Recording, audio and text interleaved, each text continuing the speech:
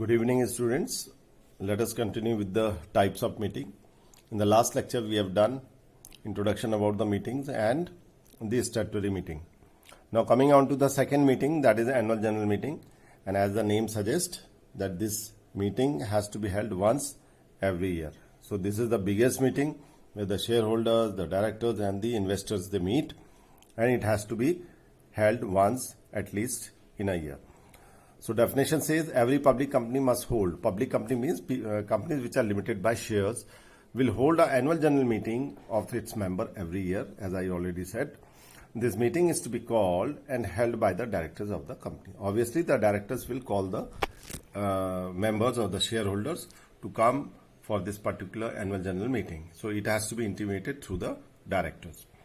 Now the occasion, as you all know, the first annual general meeting must be held within 18 months from the date of its incorporation. Now this is the very first newly formed company.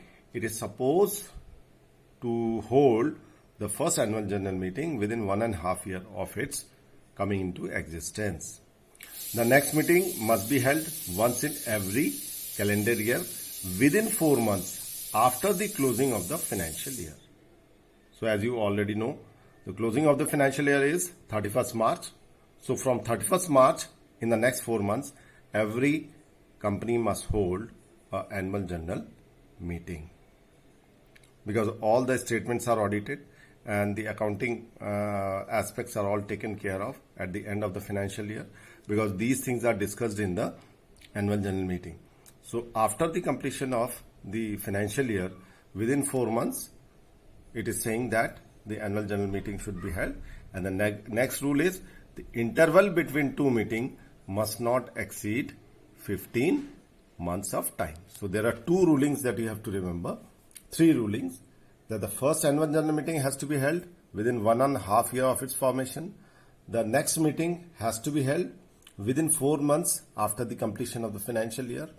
And as a general rule, the duration between two annual general meetings should not exceed a time period of 15 months. So these three things are to be remembered, right?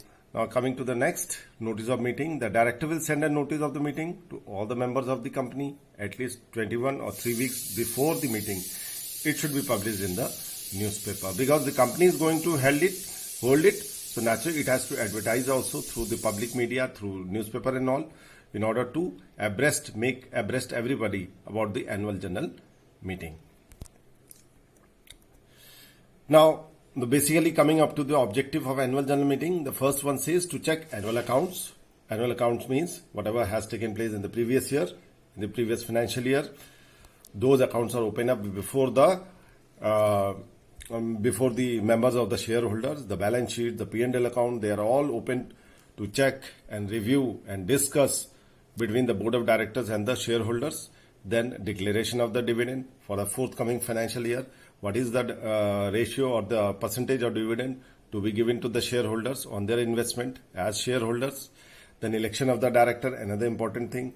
Election of the director always takes place in the annual general meeting of the company, and it is one of the important things to be undertaken during the annual general meeting of the company. So new directors are elected by voting in the annual general meeting. The appointment of auditors, you see, certified auditors are to be appointed by the company and who are supposed to audit the accounts of the company for the financial years and prepare them, get it audited for all taxation and other purposes. So all these four major aspects, these are the main objective of your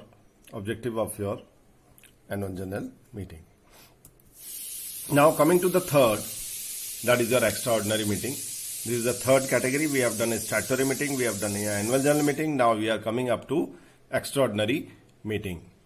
Now extraordinary meetings, it says all general meeting other than annual general meeting and statutory meeting are known as extraordinary general meeting. So this is the definition. Then this meeting is held on the special occasion, or you can say in the emergency situation, when directors think that it is necessary to hold this kind of meeting. It means statutory meeting, we all know, has to be held within 6 months of the formation of the company, and now that provision has been done away with.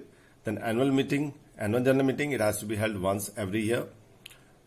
Then extraordinary meeting. Any meeting which is not statutory or annual general meeting, it is supposed to be extraordinary meeting.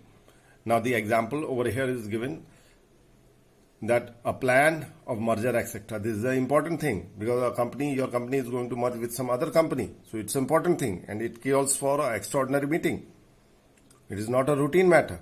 So some decision, whatever has to be taken, it has to be discussed in the